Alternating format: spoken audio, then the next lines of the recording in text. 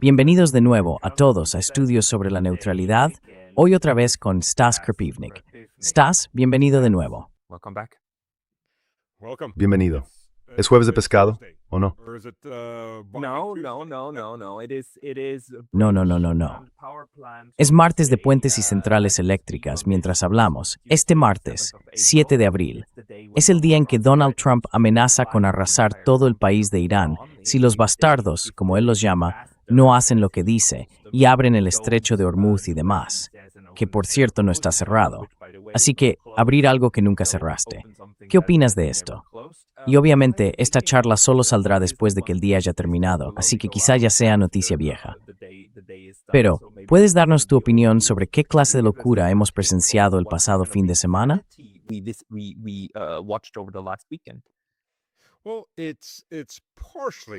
Bueno, está parcialmente abierto, depende de qué lado estés. Por ejemplo, los indios no pueden sacar sus barcos porque, ya sabes, de alguna manera traicionaron a Irán y traicionaron a Rusia. Modi recibió una bonita medalla del Knesset y ellos dijeron, ya sabes, al diablo con los BRICS y todo lo demás. Y de repente, 2 meses después, todo se les va al infierno. Sí, está abierto para la gente que va a pagar $2 millones en peajes. Algunos de ellos en realidad no tienen que hacerlo.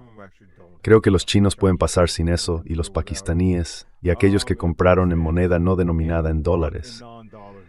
Y lo que han dicho claramente es que su objetivo ahora es expulsar a Estados Unidos del Golfo Pérsico. Es como cualquier país que se mantenga neutral y le diga a los estadounidenses que se vayan, sí, estás bien con nosotros, seguiremos adelante. Pero hasta ahora, los árabes no han dicho eso. De hecho, los árabes están desempeñando por neutral.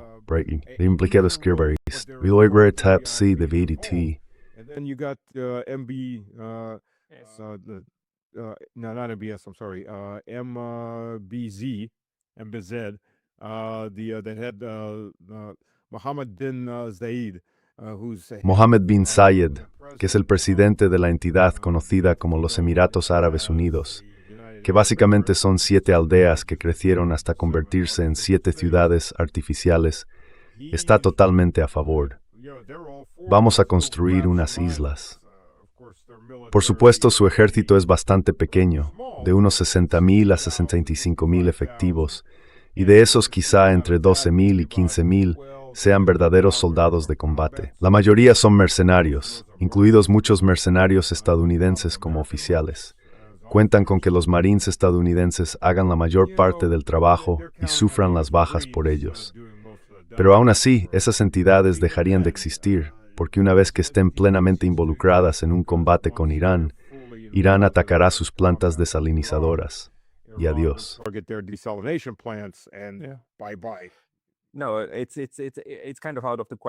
No, es algo fuera de toda cuestión que vayan a ir con todo en el sentido de declarar la guerra a Irán. Pero al mismo tiempo, siguen pidiendo ayuda a Estados Unidos y también a Europa. Y al parecer, no quieren optar por la vía de declarar la neutralidad y expulsar realmente a los estadounidenses. No van a declarar algo así. Pero durante el fin de semana hemos visto esta historia tan extraña que todos seguimos intentando entender. El piloto que fue rescatado. A estas alturas, se da por hecho que quizá fue un intento fallido de extraer uranio de Irán. ¿Cuál es tu opinión sobre lo que fue eso?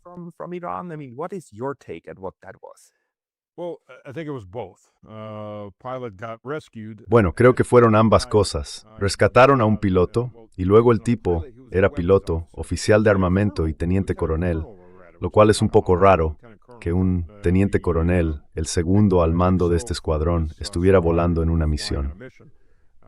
Por cierto, solo un F-15 Strike Eagle. Pero bueno, este tipo, dijeron que se escondió en una cueva, resultó herido y subió 7,000 pies, que son solo unos 2,000 metros. Eso es una montaña pequeña, una colina grande, y luego lo rescataron. Pero entonces, y creo que probablemente sí lo rescataron. Estoy seguro de que en parte ocurrió así, porque aquí está perdón, todavía tengo un poco de alergia. Primavera.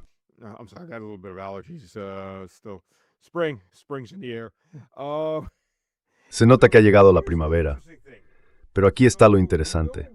Sabemos lo que se perdió. 2 C-130 hasta 4 Little Birds, que son los pequeños helicópteros que usan las fuerzas especiales para entrar. Son muy pequeños, probablemente transportados en los C-130. Sabemos que al menos un A-10 fue derribado y que hubo 2 Pave Hawks, Black Hawks especializados para extracción, que también fueron abatidos.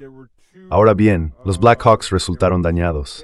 Al menos uno de ellos fue alcanzado el primer día y se puede ver el humo saliendo de él. La gente decía, oh, lo derribaron con un misil. No, no fue un misil, porque si un misil lo hubiera alcanzado, ese aparato simplemente habría caído del cielo.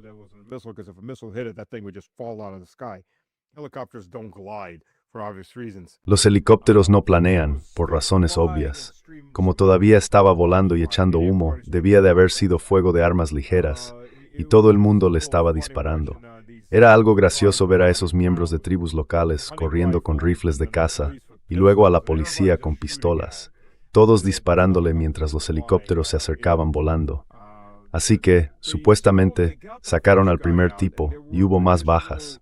Ningún muerto en acción, solo heridos en acción entre la tripulación que rescató a ese tipo, el primero. Al parecer, el helicóptero quedó inservible.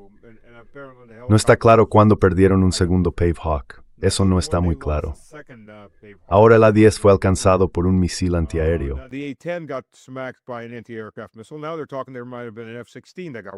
Ahora dicen que podría haber habido un F-16 que fue alcanzado el mismo día. Pero luego pasas a la siguiente parte del escenario. Verás, los Pave Hawk pueden recorrer largas distancias porque pueden contar con un avión cisterna C-130 especializado en el aire. Y los Pave Hawk, a diferencia de los Black Hawk normales, pueden repostar en pleno vuelo. Tienen una pértiga para el repostaje y suben y repostan.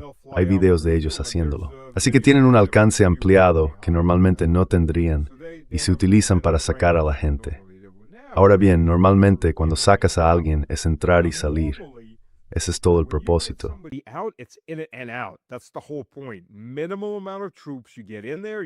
Cantidad mínima de tropas. Entras, atrapas al tipo y te largas de inmediato. Si está en lo alto de una montaña, no hace falta aterrizar. Bajas una escalera o una eslinga, lo aseguras si está herido y lo subes. Igual que en los rescates acuáticos, es el mismo concepto. En tierra o en agua, el helicóptero no tiene que aterrizar. La idea es entrar lo más rápido posible, usando los mínimos recursos y salir antes de que todo el mundo se dé cuenta de que, oye, hay un helicóptero por aquí sacando a alguien. Así que no tiene ningún sentido meter todo ese equipo, ¿verdad? Exacto, tienes a 150 hombres, fuerzas especiales en tiroteos.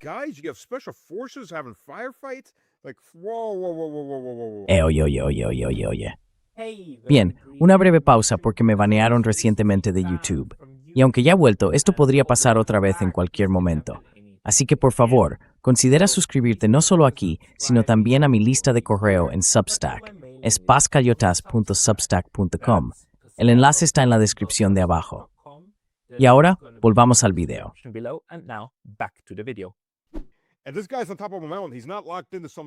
Y este tipo está en lo alto de una montaña. No está escondido en un pueblecito, está expuesto, y hay tipos malos que vienen de todos lados. Estoy seguro de que la versión de Hollywood se vería así, pero la realidad es que está en la cima de una montaña. Quiero decir, estas montañas son bastante abiertas si las miras. Hay vegetación y agricultura en los valles, pero las montañas son muy secas y áridas. Así que no tienes que abrirte paso entre árboles. Está justo ahí. Traes el helicóptero, lo aseguras con el arnés, lo subes y ya estás volando mientras lo elevas, saliendo de allí a toda velocidad. Eso es un rescate. Localiza y rescata a ese tipo. Ahora tienes 2 C-130, tienes Little Birds entrando en vuelo. Y sí, de hecho grabé el video que publiqué sobre esto ayer. Luego estuve en RT America Now, que es una filial de RT que acaba de empezar.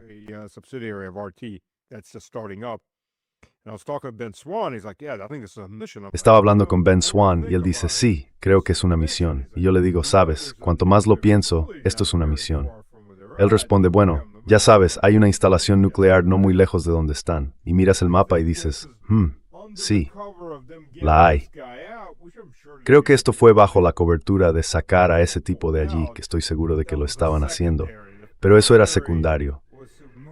El objetivo principal era entrar allí e intentar hacer algo con ese lugar. Lo cual, ya sabes, es un poco modo idiota. Es una instalación nuclear, hay un número limitado de ellas. ¿Adivina qué? Los iraníes se dan cuenta de que probablemente vas a ir a por ella. Aterrizas con dos C-130. Supuestamente tuvieron que ser abandonados y quemados porque se atascaron en el barro.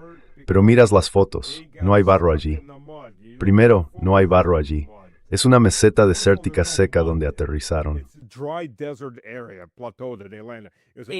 Era una base aérea. Pero vamos a concedérselo. Quizás se quedaron atascados en la arena, ¿no? Quiero decir, vamos a darles esa. Pero aún así, esas cosas pueden despegar en la arena. Esas cosas pueden despegar en el barro, a menos que sea ese barro de tierra negra espesa como en el sur de Rusia o de Ucrania. Quiero decir, el hecho es que miras esos fuselajes y están llenos de agujeros. Agujeros de bala, de armas ligeras. Porque una bala que atraviesa un fuselaje mientras el avión está volando causa mucho más daño que si fuera solo un objetivo estacionario. Así que hay daños en el fuselaje, lo que significa que obviamente les estaban disparando. Lo que plantea la siguiente pregunta, por cierto. ¿Cómo sacó al resto de esos tipos? Tienes dos C-130 que se incendiaron en la pista.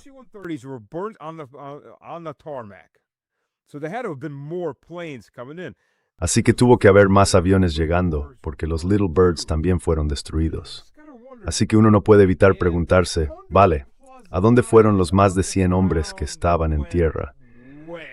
Empezaron a marchar con todo el equipo los siguientes 100 kilómetros para cruzar la frontera iraquí, donde por cierto había milicias esperándolos. Bueno, supongo que podrían haber ido hacia el sur, cruzando la frontera iraquí y entrando un poco en Kuwait. Eso es algo arriesgado. Entonces, ¿a dónde se esfumaron? Algo tuvo que haber traído a UNE para sacarlos, obviamente. Así que no fueron solo C-130.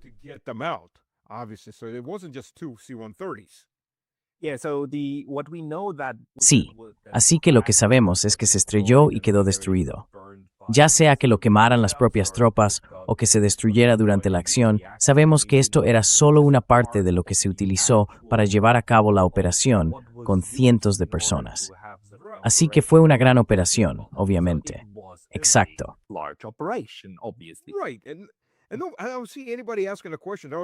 Y no veo a nadie haciendo la pregunta. Todos dicen, vale, 2 aviones. Sí, había 2 aviones de todos los C-130. Bueno, espera un momento. Si son C-130 y siguen en la pista, es que los han volado por los aires. Porque lo que hace la Fuerza Aérea, como hicieron con el lugar del accidente del F-15, es volarlo. Lanzan un misil contra él, lo hacen estallar. Lo cual imagino si alguien muere en el accidente de su avión, también elimina las pruebas del cuerpo de esa persona. Simplemente lo hacen estallar todo en pedazos pequeños. Pero estos estaban quemados. Quiero decir, se podían distinguir las diferentes partes de distintos aviones que había allí. Así que de nuevo, ¿cómo salieron de allí? Así que sí, tienes razón, tiene que haber al menos el doble de equipo del que estamos contabilizando. Entonces, ¿pero qué?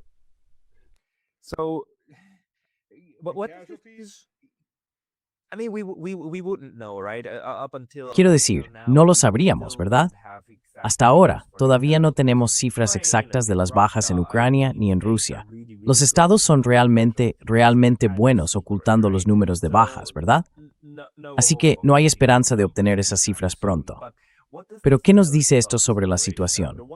Por un lado, ahora sabemos que toda la retórica de, oh, Irán es ahora un espacio aéreo abierto para nosotros, tenemos maniobrabilidad absoluta, es una tontería. Por otro lado, también sabemos que Estados Unidos, en ese caso las fuerzas especiales, tiene la capacidad de adentrarse bastante en Irán, pero con un riesgo muy alto, un coste muy elevado, y probablemente esta operación simplemente fracasó y tuvieron que abortarla a mitad de camino. Eso es todo, ¿no? Sí.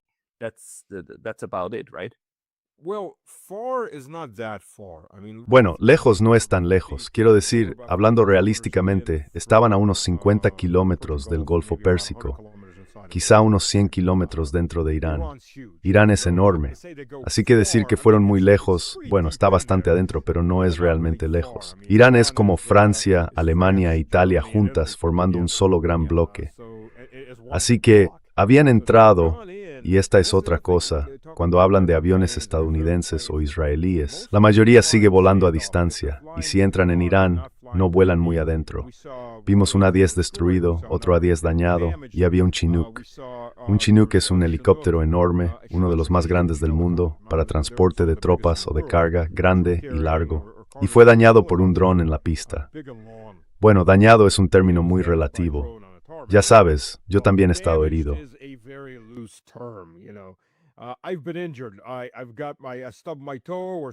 Me he dado un golpe en el dedo del pie, o alguien me ha cortado el brazo.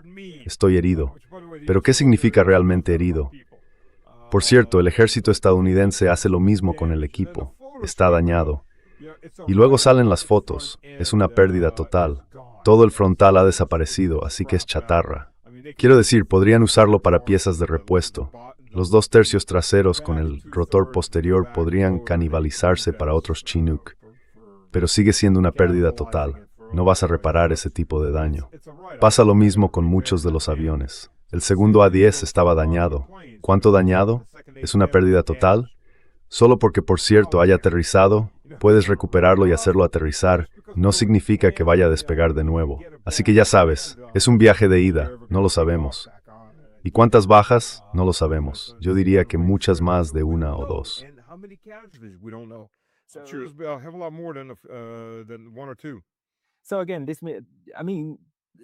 Así que, de nuevo, quiero decir, esto al menos explicaría por qué Donald Trump, mientras declaraba la victoria, atrapamos al tipo, la mejor operación de la historia.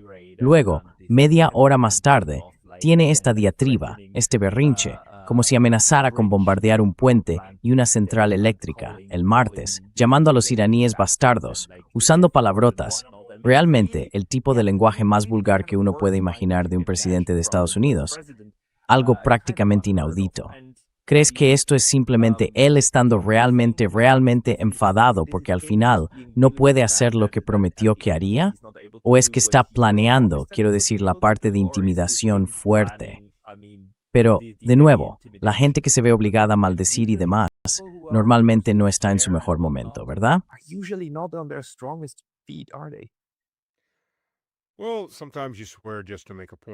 Bueno, a veces sueltas una palabrota solo para enfatizar algo, pero otras veces lo haces porque no puedes controlar tu temperamento. Ya sabes, entiendo que es el presidente de los Estados Unidos, pero debería haber un asesor detrás de él diciendo, déjeme ver eso. No, no queremos decirlo así. Vamos a reeditarlo, señor. Ahora sí puede darle a enviar. De verdad necesita un filtro entre él y ese maldito smartphone suyo, porque se ha metido en tantos crímenes de guerra solo por su propio lenguaje, por las amenazas que ha usado. Ya es, quiero decir, una guerra de agresión. Irán no estaba a punto de atacar a nadie. No hay ningún peligro inmediato. Quiero decir, Irán lleva desarrollando misiles nucleares más de 40 años. Siempre está a una semana o un mes de conseguirlo, desde hace 40 años. Así que ya sabes, es bastante obvio que eso no es un pretexto para una acción inmediata. Porque 40 años, no, simplemente no lo es, por si alguien no lo ha oído. 40 años. 2 generaciones llevan desarrollando armas nucleares, aparentemente, y aún no pueden hacerlo.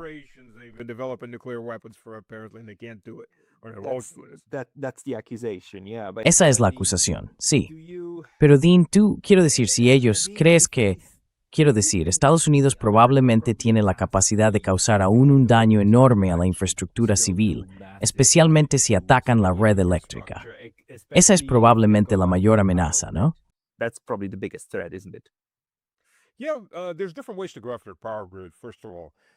Sí, hay diferentes maneras de atacar la red eléctrica, para empezar. Sin hacerla explotar directamente, se pueden usar bombas de grafito. Liberan tiras de grafito y aluminio y cuando caen sobre los cables, los cortocircuitan. Oh no, sobre los transformadores. Eso es cruel. Sí, es cruel, pero no causa daños masivos. Quiero decir, no los estás haciendo explotar. Se pueden limpiar. Pero supongo que es una versión más suave, porque podrías, bueno, provocarás incendios, pero no es el daño masivo de un impacto de cohete. Esa es una manera. Pero creo que están optando más por la versión de daño cinético masivo.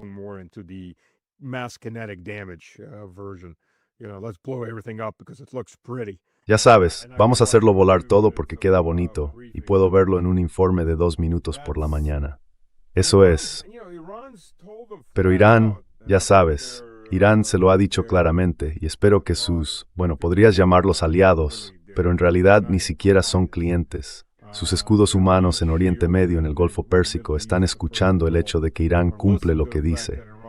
Va a ir a por todos los... Si empiezas a atacar su infraestructura eléctrica, sus plantas de desalinización, ellos irán a por las plantas eléctricas y de desalinización de los demás.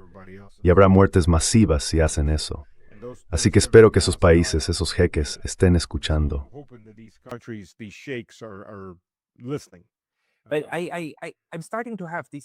Pero estoy empezando a tener este problema de que ya sabes, que Estados Unidos ataque a Irán y luego Irán contraataque a los estados del Golfo.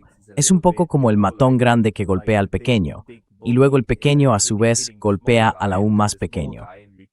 Es como que en realidad no le afecta a Estados Unidos si los países del Golfo se van a... Quiero decir, incluso si se van al infierno, si arden por completo, Estados Unidos seguirá funcionando como siempre. Así que, en cierto sentido, los estados del Golfo se están convirtiendo ahora en los amortiguadores de Estados Unidos. Algo de que se unió realmente no le hace falta preocuparse.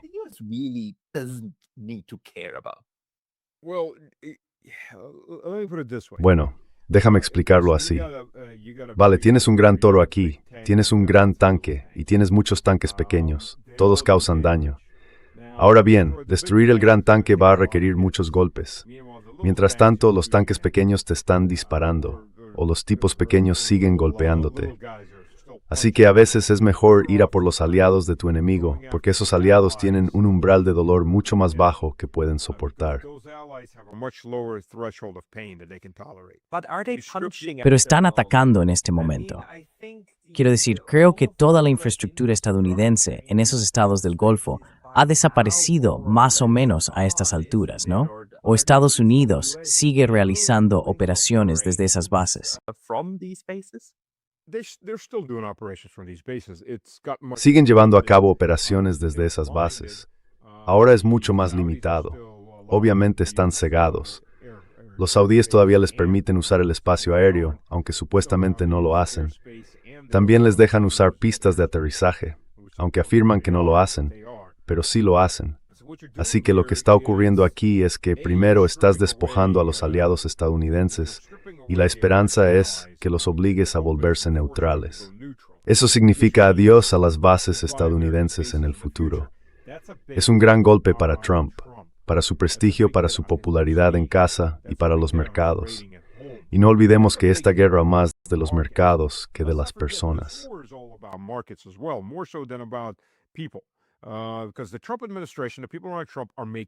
Porque la administración Trump, gente como Trump, está ganando dinero con esto. Sí. Obviamente, quiero decir, los precios se están acercando a $4.50 por galón en Estados Unidos para el E87, que es su gasolina base, de calidad bastante baja. Pero eso es casi, al ritmo actual, en una semana más, estaríamos acercándonos a los $5 a medida que los mercados empiecen a darse cuenta de que el daño es enorme. Ahora bien, si Irán destruye las plantas desalinizadoras o las eléctricas, probablemente veríamos la gasolina alcanzar los $6 o $7, porque el pánico finalmente va a desatarse de verdad. Hasta ahora, los mercados han estado muy tranquilos.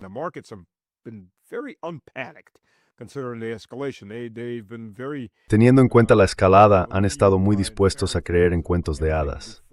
Todo irá bien. Un día simplemente lo volveremos a encender. Todo va a salir bien. Pues no, no va a salir bien.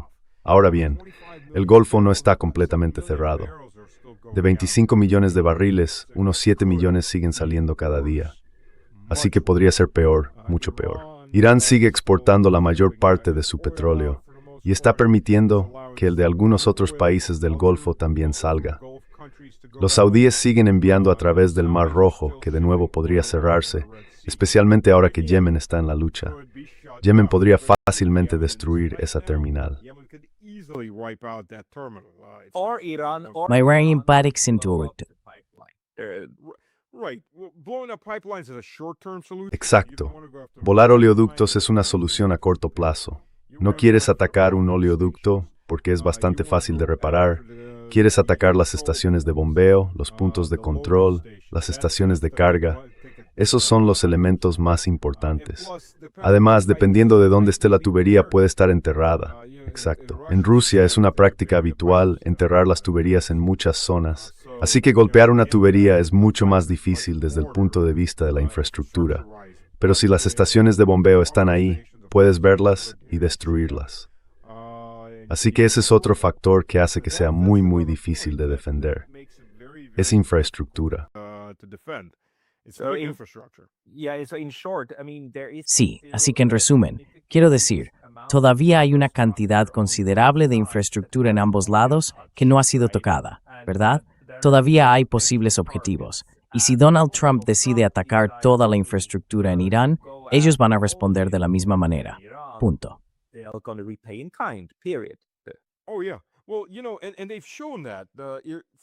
Oh sí, bueno, ya sabes, lo han demostrado. Por ejemplo, los israelíes volaron 2 acerías iraníes. Irán respondió volando una acería israelí y destruyendo 5 más, junto con las de los árabes, de Kuwait hasta los Emiratos. Ya sabes, si todos estáis del mismo lado en esta lucha, os vamos a destruir por igual. Irán ha sufrido ataques en 30 universidades diferentes. Esa es otra diferencia. Sí, exactamente. Los estadounidenses y los israelíes están atacando universidades. No dan aviso previo. Simplemente atacan universidades. Si hay profesores o estudiantes allí, los matan. Así es como funciona. Irán, en cambio, dio un día de aviso. Vamos a atacar hoy todas las universidades estadounidenses e israelíes o sus filiales en los estados del Golfo. Tenéis un día para sacar a vuestra gente de allí. No os acerquéis a menos de 1 kilómetro. Y luego procedieron a atacar. Así que sí que tomaron la mucho más humana. Rararon tu austo.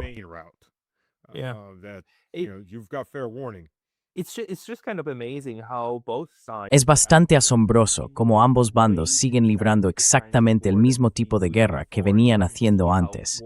Y se puede ver cómo la guerra en sí misma es también un asunto profundamente aprendido y encarnado. Los iraníes, una vez más, advierten y actúan de forma proporcional. Esas son las dos cosas que hacen. Los israelíes y los estadounidenses intentan crear la mayor cantidad posible de caos, víctimas y daños en la infraestructura civil, porque bueno, basta con mirar Gaza. Así es como hacen las cosas. Es como decir, aplanemos el lugar y acaban muriendo unos cuantos cientos de miles de personas. Quiero decir, al final del día, ¿no es algo bueno? Y simplemente continúa a una escala mayor. No es daño colateral, asuntos extra. Ese parece ser el enfoque occidental. Siempre lo ha sido en mayor o menor medida, especialmente el enfoque anglosajón. Es bastante enfermizo. Bajas masivas. Sí, es muy enfermizo. Pero, en cierto sentido, sabiendo eso, sabiendo que la guerra se va a librar así, quiero decir, lo que Irán intenta hacer es asegurarse de que Estados Unidos entienda. No, tenemos la capacidad de responder del mismo modo y lo haremos, así que será mejor que no lo hagáis. ¿Por qué Estados Unidos sigue pareciendo ansioso por escalar, aunque John Mearsheimer diga ahora que han perdido la capacidad de hacerlo? No estoy seguro de estar de acuerdo con eso, porque aún la tienen. Tienen armas nucleares, tienen los medios para devastar, tienen armas químicas. Quiero decir, hay muchas formas en las que podrían actuar de manera mucho más draconiana. Pero ¿qué crees que es lo siguiente que pasa por la mente de esta gente enferma?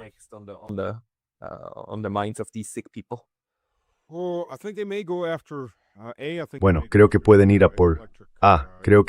por la infraestructura eléctrica. No olvidemos que la central nuclear de Bushehr ha sido atacada 4 veces. Están cometiendo, llamémoslo por su nombre, terrorismo nuclear. Estados Unidos e Israel son culpables de cometer terrorismo nuclear. Nos sorprende en absoluto que sus aliados en Ucrania intentaran y sigan intentando volar la central nuclear de Zaporizhia.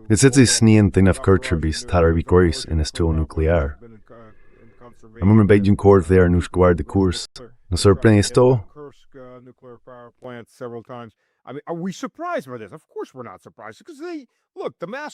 Por supuesto que no nos sorprende porque mira, los amos lo hacen. Y lo interesante es que en el segundo impacto hubo una expulsión de vapor radiactivo. Los vientos alisios lo llevaron hacia Kuwait. No fue mucho, pero si hubiera una fusión nuclear completa, teniendo en cuenta en qué dirección soplan los vientos, extrapolemos a partir de eso. Afecta a Kuwait, al oeste de Irak, al noreste de Siria y llega directamente a Turquía. Así que en este punto, los turcos quizá deban implicarse un poco más en esto para detener a Estados Unidos, porque están cometiendo terrorismo.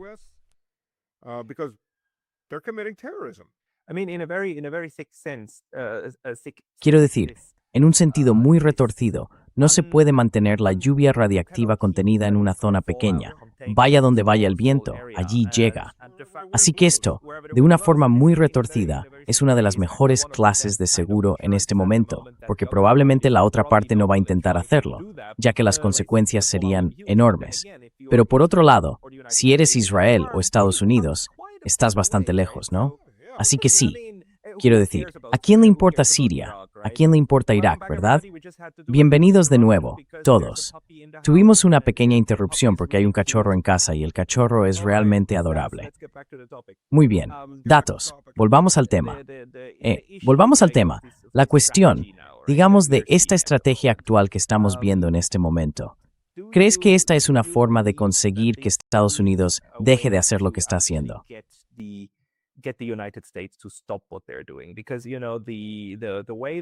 Debido a cómo ha ido la guerra de Ucrania, vimos cómo seguían ajustando una y otra vez, pero básicamente mantenían la presión, incluso después de que Donald Trump fuera elegido, ¿verdad? Toda esta farsa de, vamos a tener paz en un día y luego paz en un mes, y ahora llevamos 1 año y medio y todavía no hay paz. Sabemos que Estados Unidos sigue proporcionando inteligencia, sigue suministrando armas. Quiero decir, esta guerra simplemente ha continuado bajo una retórica diferente. Rusia, sin embargo, ha logrado establecer que tiene la ventaja militar, hasta que y a menos que Estados Unidos esté dispuesto a ir básicamente a lo nuclear. Y me parece que Irán está intentando hacer algo similar, diciendo, no, en esta guerra podemos mantenernos firmes y haceros retroceder. ¿Cómo crees que está funcionando ahora su estrategia o táctica de negociación militar?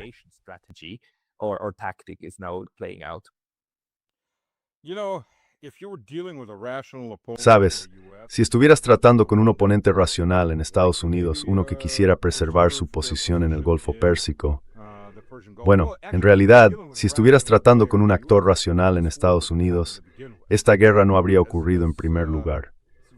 Por muy radicalizados que hayan estado algunos presidentes antes, nadie siguió este camino. Pero nosotros lo seguimos con Donald Trump. Y Donald Trump 2.0, Donald Trump 1.0 se negó a seguir este camino. Así que estamos preparados. Entendemos que no estamos tratando con un actor racional. Además, cuando escuchas su lenguaje y ves a la gente que le rodea, estamos tratando con un régimen radicalizado en Washington. Y no creo que realmente les importe lo que ocurra. Así que probablemente seguirán escalando, porque la alternativa sería admitir que fueron derrotados, incluso si dicen, sabes, ganamos, y se van a casa. Van a intentar redoblar la apuesta. Roy Cohn, que fue el mentor de Trump, siempre tenía el mismo enfoque. Nunca admitir que te equivocaste y siempre redoblar la apuesta. Bien, adelante, corre por la oficina.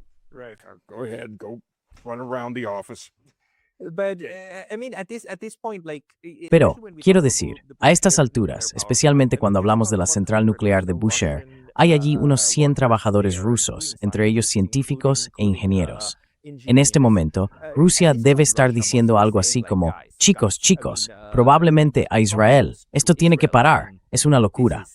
¿Has oído algo de tus fuentes en Rusia?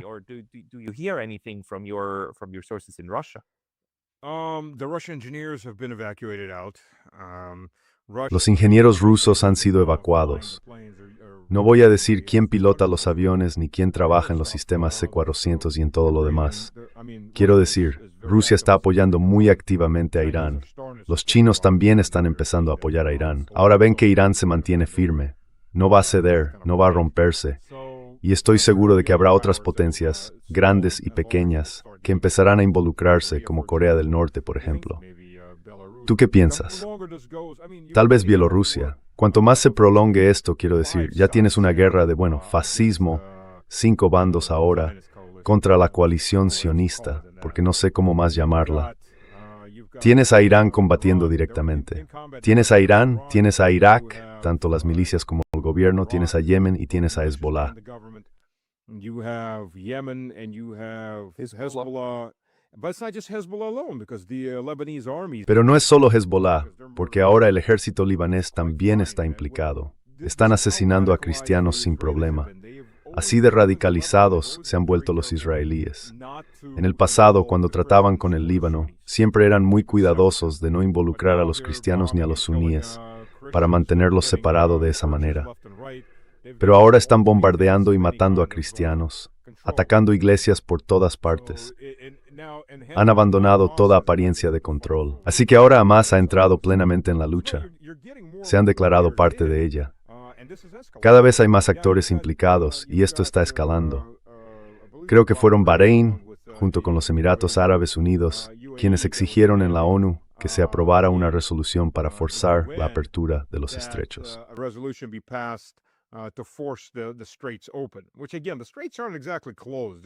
Lo cual, de nuevo, no significa que los estrechos estén exactamente cerrados. Están cerrados selectivamente para ellos en particular. Los Emiratos Árabes Unidos siguen sacando algo de petróleo directamente al Mar Arábigo, al Océano Índico, a través de su único puerto allí y luego por Omán. Intentaron hacerlo a través de la ONU, pero obviamente no va a superar los vetos ruso y chino por razones evidentes. Y los europeos han dicho que no van a involucrarse. Porque los europeos literalmente, si realmente quisieran, los europeos occidentales aún podrían sacar petróleo y gas de allí. Solo tendrían que entrar, pagar el peaje, comprar en euros en lugar de dólares, y todo estaría bien.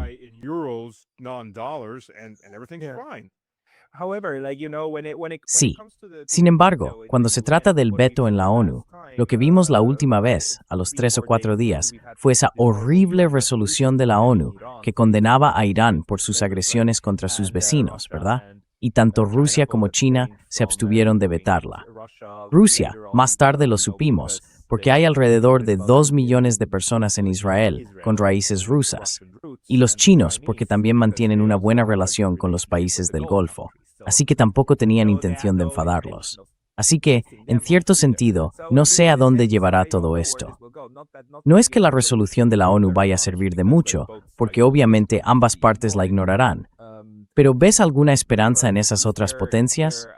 Porque como dices, todo se está extendiendo, aunque parece que, al menos por ahora, Israel sigue siendo capaz de resistir esto, aunque sea un país muy pequeño, y a estas alturas también bastante golpeado.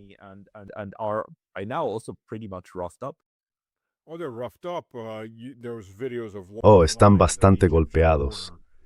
Había videos de largas colas en la frontera egipcia, israelíes intentando salir por la frontera terrestre a pie. Realmente no se les permite volar mucho, y cuando los aviones despegan no pueden ir, creo, a más de la mitad de su capacidad por, entre comillas, razones de seguridad. En realidad es porque una gran parte de la población recordará que tiene un segundo pasaporte, que son ciudadanos de otro país y decidirán marcharse. Ya se está viendo eso en la frontera con Egipto. Así que hay muchos problemas. Quiero decir, en la última gran movilización de 300,000 personas, un tercio no se presentó. Así que evidentemente tienen grandes problemas. ¿Cómo mantienes a la gente luchando? La economía, la mayor ventaja que tiene Israel es el contribuyente estadounidense. Porque Rey es él quien va a reconstruir Israel a su propio costo. Ya sabes, los estadounidenses no tienen mucha gratuita. Los estadounidenses por la educación. Israel tiene ambas cosas, porque tiene al tío dinero sentado allí que puede mantenerlo. Y esas son las personas que van a reconstruir la economía estadounidense, a menos que algo cambie seriamente en el gobierno de Estados Unidos. Así que ese es su cálculo. Tenemos que ofrecer un respaldo. ¿Tiene el consumidor estadounidense un respaldo? ¿El votante estadounidense? No, por supuesto que no. Él tiene la bancarrota.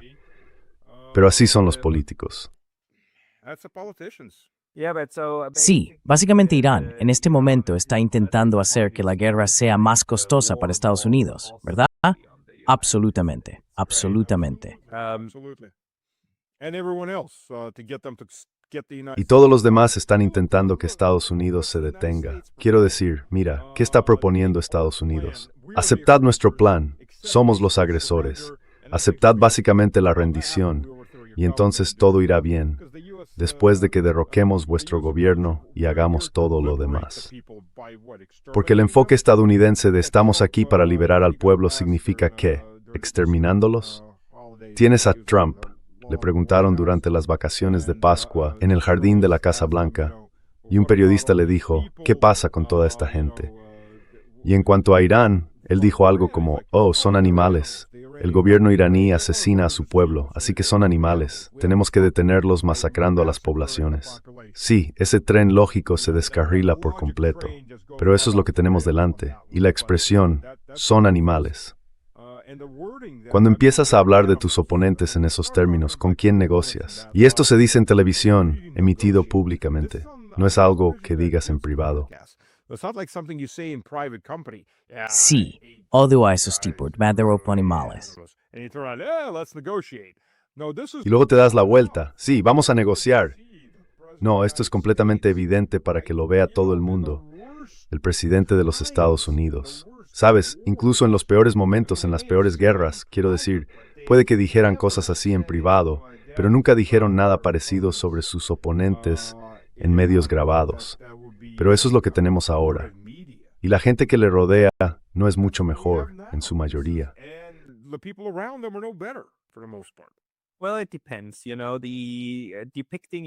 Bueno, depende. Ya sabes, representar a tu enemigo como animales tiene una larga tradición, ¿verdad? Quiero decir, había todos esos panfletos, incluso de, creo, organismos del gobierno estadounidense durante la Segunda Guerra Mundial, que hacían que los japoneses parecieran ratas, ¿no? Así que hay un elemento racista. Existe un estándar diferente hacia los rusos blancos en comparación con otras razas, ¿verdad? Eso surge y aflora en la guerra, porque la guerra, como dijo Clausewitz, te lleva a los extremos, y también parece sacar a la luz el racismo más descarado. Oh, sí, sí. Lo vimos en 2022 por toda Europa y Occidente. Bueno, los orcos sí. Sí, sí. La ya sabes, actitud hacia los rusos. La cultura rusa, esto ruso, aquello ruso. Así que, si estás hablando de que, ya sabes, no nos gusta Vladimir Vladimirovich, lo cual, de nuevo, todo el mundo tiene derecho a que le guste o no a alguien como quiera, pero se transformó instantáneamente de no nos gusta Vladimir Vladimirovich, o no nos gusta esta política, o no nos gusta esta guerra, aunque en realidad no entendamos por qué empezó este conflicto. A Torjo Rizos Sisvaidos Seos destruido. Sí, eso llegó bastante rápido. Sí, es verdad. La Ostalense y Eternositsmolilies, Aleca de 1930, es 130 millones y tenemos un ejército enorme. Esa es la gran diferencia.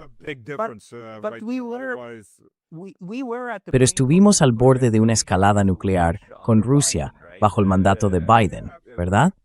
Oh sí, absolutamente, incluyendo por supuesto la operación Telaraña y demás, y esos intentos de asesinato, e incluso los ataques con misiles de largo alcance que se llevaron a cabo. Así que en cierto sentido, lo que Rusia consiguió fue convencer a la otra parte de que lo dejara. Y ahora Irán está en una posición en la que necesita convencer a la otra parte de que no, que tiene que detener esto. De lo contrario, el daño que sufrirán será tan enorme que no podrán soportarlo. La pregunta es, ¿basta con amenazar con eso a los estados del Golfo y quizá incluso a Israel? Bueno, ya sabes, el otro día vi un buen meme, no sé si se pronuncia así como palabra, mostraba a la administración de la Casa Blanca y alguien les preguntaba, ¿por qué estamos atacando a Irán? Porque tienen armas nucleares. Entonces, ¿por qué no atacáis a Rusia? Porque tienen armas nucleares. Sí, esa es de la ignorar. Sí lo es. Vale, todo vuelve a esto, que también es bastante loco, ¿verdad? Porque el Chasepoa estaba funcionando, todas estas cosas estaban funcionando, lo que, de nuevo, en realidad demuestra, creo, que el argumento de Brian Berletic es importante. Hagas lo que hagas, hay una gran estrategia detrás de este tipo de ofensiva para destruir a cualquiera que pudiera oponerse a ti.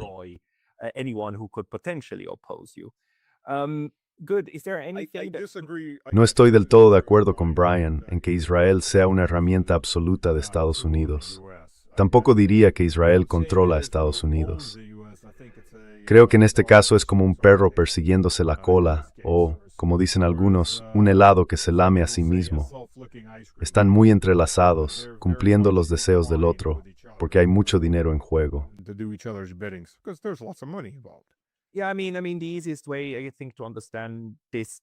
Sí, quiero decir, la forma más sencilla, creo, de entender esto, en un sentido político, es simplemente verlo como una empresa colonial. Es una empresa colonial en la que la colonia sigue unida a la metrópoli, ¿verdad? Y tienen reciprocidad, comparten un mismo torrente vital. Sí, absolutamente. Muy bien. ¿Hay algo que te gustaría añadir o le devolvemos el cachorro a su papá?